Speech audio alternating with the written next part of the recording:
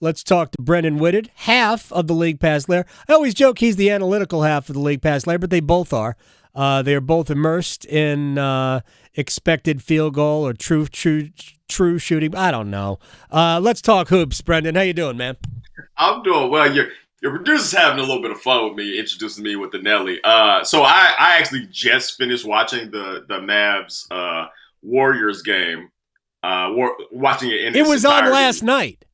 It was on last Okay. night. I went to a Nelly concert last Oh, night. did you? And yeah, in the year of our Lord 2022, Was it? I decided to go to a Nelly concert, and it was fantastic. Oh, I thought you were going to say it was hot in her.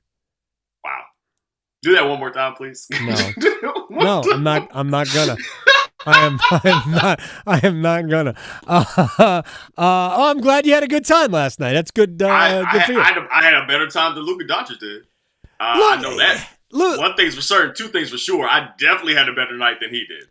Look, there's a lot of pressure on Luka. He doesn't have a lot of consistent help. So are you? Oh yeah. No, this is not it. You know what? Right. What this reminds me of? It reminds me of last year when Trae Young took the Atlanta Hawks to the Eastern Finals. Right? Like you have a great player and enough pieces around them to be a discomfort to teams. Like they surrounded Luka with a lot of 3-and-D players, which is what you should do. Sure. That's 100% what you should do when you have one great player. They need another one. Shout out to Embiid for calling out Miami Heat for needing another superstar. But the Dallas Mavericks actually need another superstar. They need somebody that is not dependent on Luka to get their buckets. But yeah, the Golden State was done. Like they were like, we play with our food in game 4, and they were 100% going to do that. They're going to turn the ball over. Yeah. They're going to not be focused and railed in because honestly, if you've been there enough times, there isn't that much pressure, right? There's something to be said for not having that much pressure on you. Golden State will show you occasionally, like, all right, well, our core, the people, Curry, Klay, even Looney, and Draymond, like they've all been there. They've done that. Yeah. They've seen the mountaintop. So like there isn't like this, oh my gosh, I can't believe we're here. There really is just like, damn, is it Tuesday? Are we at work today? All right, cool. I guess we got to just go do it. Here's the thing, and Brenden Whitted from the League Pass Lair, at HU Cosell on Twitter. Here's the thing about where I think Dallas needs to get to, and I want to have a bigger picture conversation about the Warriors in a second. But for them, Luka's, he's one of the best players on earth. There's no doubt. It's a very short list of players who are better, certainly offensively. Luka needs to take a little bit more of a step defensively, be a little bit more interested in it on that end of the court. He's never going to be a great defender, but he can be more engaged that way. But what they need to do is they need to get to a point where a Brunson or a Dinwiddie or whoever the number 2 or 3 or 4 guy is a number 3 or 4 or 5 guy or a 4 or 5 or 6 guy. And I used to say this back in the day about, you may not remember Gerald Wilkins, who was a really good player for the Knicks, but was a starter. And I used to say that the Knicks will never be good until Gerald Wilkins, who was arguably their best player, has to come off the bench. So they needed to get better. So to me, the Mavericks need, it's not just a second star. They need 2 bona fide starters that will get them points. Like, I don't believe Chris Middleton is a star, but I think Chris Middleton is a bucket getter, and we know that when Middleton is healthy, it's really why Milwaukee couldn't advance. No Chris Middleton. Yeah, no Middleton. I disagree with he's not a star. I'd push back. He's a 50, 40, 90 guy. Right. Those guys are pretty rare. There are great players and there are stars. I think Chris Middleton is a great player. This actually is a perfect segue into my love affair that I'm now building with Andrew Wiggins. Okay, bring it. If you're having a love affair. This is a guy that was derided for most of his time in Minnesota for not being this. He's not this. He's not that. Him and Karl Anthony Towns, they should be this. They should be that. Whatever. Because you got an inside-outside duo. Boom. You're supposed to get multiple playoff runs, maybe a championship out of this. He leaves, is traded to Golden State, where he's probably the 4th best offensive weapon that they have. Let's count them. Curry, Steph, Klay, Poole. Jordan Poole. Yeah, he's the fourth. He's probably the fourth best guy that they got on that He's the fourth option. Ball. Yeah, he's the fourth option. But now he was the primary. First All-Star appearance here this year for a reason, because he gets a chance to be Andrew Wiggins. Yeah, and that's the thing for most players. Most players aren't Steph. Most players aren't LeBron. Like I remember Barkley saying sometime, maybe this week, I don't know, sometime this week, was talking about like, well, if you're the number one pick, you're supposed to be Shaq. You're supposed to be. Everybody ain't Shaq, bro. Right, everybody ain't Shaq. But I understand. I was actually listening to Bomani talk about this. Like, as a number one overall pick, I think it's fair to call Andrew Wiggins a bust as a number one overall pick. Because but he ain't got nothing to do with that. He had nothing to do with any of being picked the number one. No, I understand. Like, all he did was play basketball. So, but what we're saying is that Andrew Wiggins is really a very good complementary player. Yes. Right? And there's nothing that doesn't mean his career is a bust. It just means that as the number one overall pick, he's not a feature player, and those guys, when you're picking number one, you're picking a feature guy, unless there are none of those in the draft, and I'm having a hard time remembering that draft. There wasn't, I mean, Nikola Jokic was the 42nd player picked in that draft. I mean, yeah, if you like redrafts, honestly, redrafts are way more fun. Like Embiid was in that draft, wasn't he? Was Embiid in that draft? I didn't think he was. Maybe not. Maybe not. No. He's a couple of years later. I think he's a year later. But I'd honestly have to run back and go see. Jabari Parker was the second pick in that draft. Right, because whatchamacallit? That didn't work out well. No, Russell. I think Russell was the third pick in that draft. Maybe.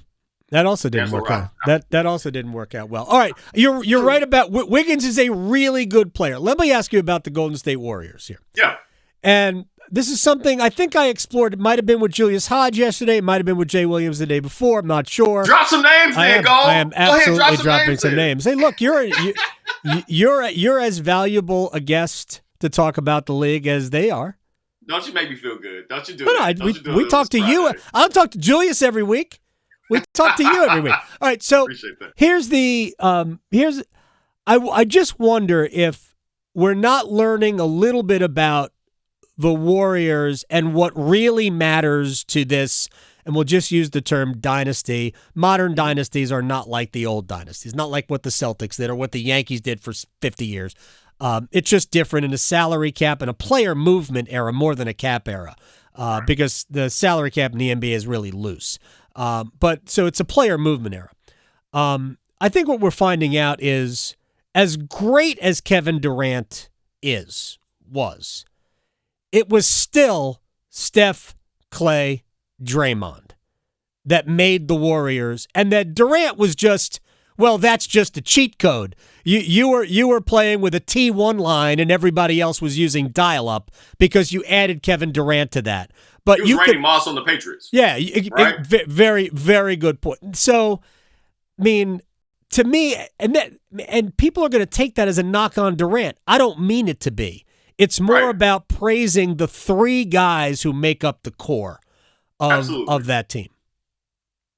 Your thoughts on what they are together, even though they're not the same as they used to be. It's so interesting to watch them play basketball. Like it's one. First off, I think that's the best team I've ever seen. Like them with Kevin Durant. Yes, is the best team I've ever seen. I think Sports Illustrated is coming out with their like top whatever 75. I think best teams of all time. I don't know what they're going to come up with, but number one with the bullet is that squad, because there simply wasn't any beating them. It was like, I think both their and LeBron's legacy is so closely tied because it took LeBron beating the KD-less Warriors. Like, that's how good they were before they even got that guy. Right. Before they even got arguably the best scorer we have ever seen in this game before. To beat them. Yeah. It's wonderful to watch. Like Klay gave us game 6 he gave us game 6 Klay in game 5. Yeah. Right. You know what I mean? Because that's how I knew they were ready to get out of there. They were like, okay, enough of this. We played with our food enough. Yep. That's enough. That's enough of this. And they smooth dusted them off the court. That game was never really a game. Like after the first quarter, that was about it. You know what I mean? Like I know Dinwiddie hit a few shots late, and I think it was about a 4-point decision at the end of the first quarter. Yeah. But they were done. Like the Mavs were done, and as soon as they got back home, it was going to be 100% over. And it's great to watch. Like it was so interesting to watch the dichotomy between Luka and Steph, because as great as Luka is, you talk about what the growth that's needed on defense. I think there's growth needed on offense. Like they came out in that 3-2 zone, and that really flummoxed them for a long time. And at the top of that zone was Andrew Wiggins. The reason they put Wiggins at the top of it was because they knew where Luka was going to be all the time. Luka was not going to move. Even if he passed the ball, Luka was going to stand right there. That's not who he is. He's not and then you look at Steph, and you look at how he'll catch, pass, and then run around the court and just change the geometry of the opposing defense. And you have like 2 or 3 guys that do that for Golden State. The way that you can't, it'd be very easy for Golden State to run that high pick and roll. They have pretty much the Atlanta Hawks offense, right? High pick and roll, high pick and roll, high pick and roll with an all-time great, and that's a conversation about how great he is, about where he's going to rank when all this is done. But like they could run that high pick and roll, and he would still be over here getting buckets. They still be out here winning. But what they've done instead is it's a little bit like a Princeton offense. He's setting screens. Yeah. He's moving around, and it's so difficult for a defense to deal with that. Like people were talking about, well, who's going to guard Steph? The actual honesty of it is, it's hard to put one person on Steph, because he's going to go catch it at the top, or he might bring it up, and then he's going to pass the ball, and he's going to relocate. He might pass the ball again, and he might set a screen again. Damn, that is hard to deal with. That is hard to deal with every time down. They run you ragged on defense. And that's the thing that Dallas doesn't do. They're not running you ragged. They're not moving around like that. They might set a high screen and roll. And essentially what they did for the first half of that game, of Game 5, was Golden State was putting 2 people on Luka.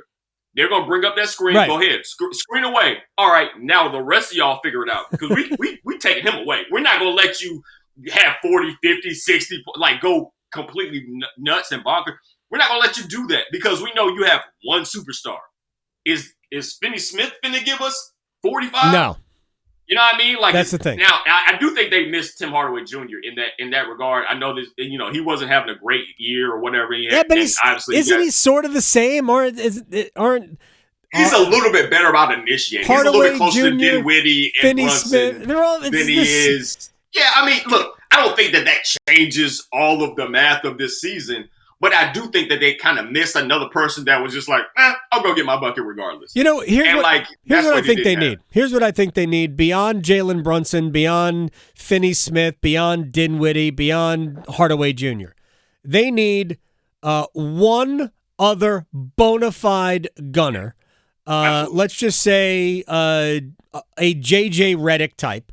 Somebody we know is going to be 43% from three-point range. And then they need an interior scoring option. I think they need somebody who's going to score around the bucket. You don't really have – Golden State doesn't have that. Like, Golden State doesn't have an interior scoring option. They stretch you out and move you so much because of the players that they get to the bucket, though. They absolutely get to the bucket. But if you're telling me – Does Dallas get to the bucket? Other than Luka? They don't. Well, see, you said Redick. I was thinking more of a guy like Bradley Beal.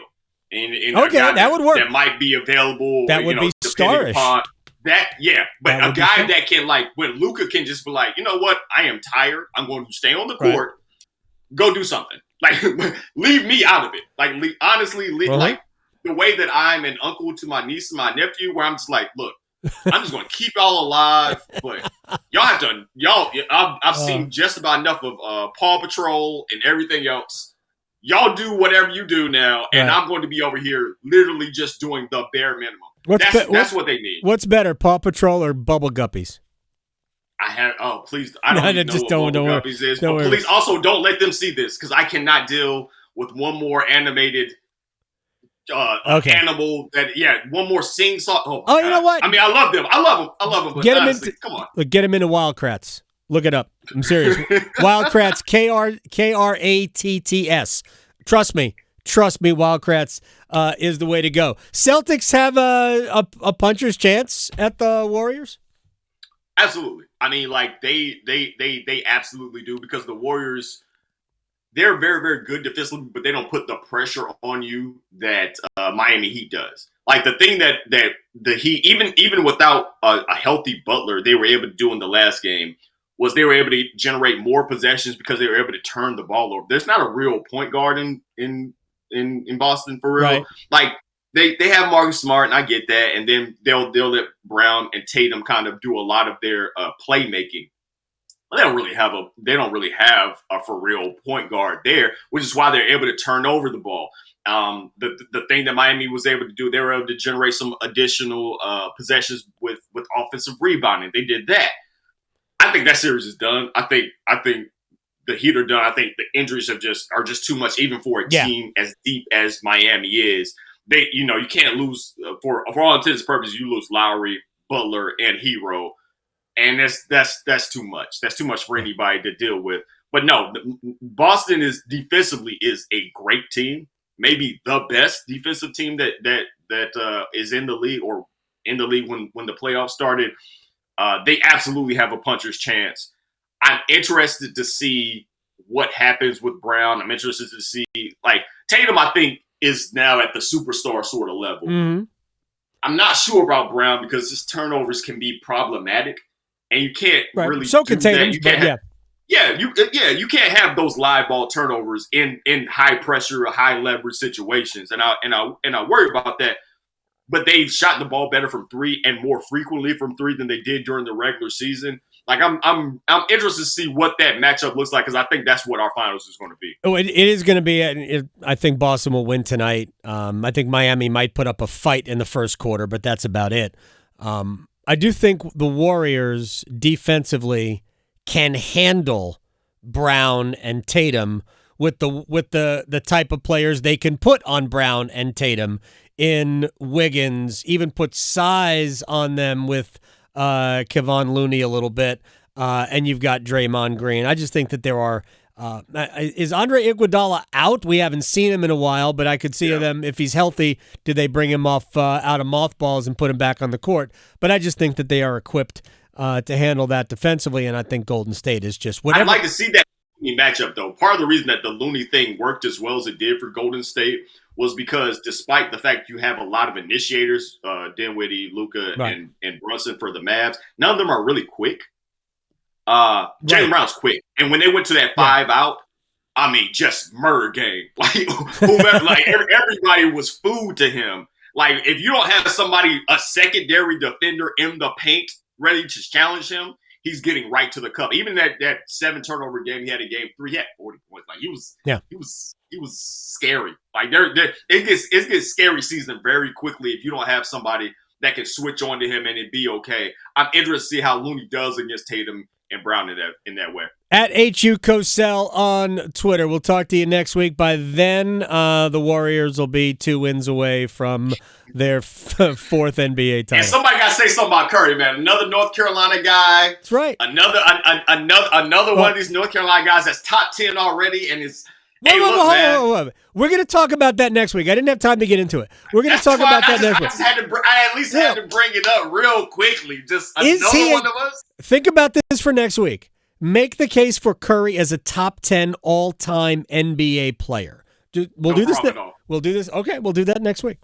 Absolutely. All right, man. We'll talk to you later. Brenden Whitted at HU Cosell.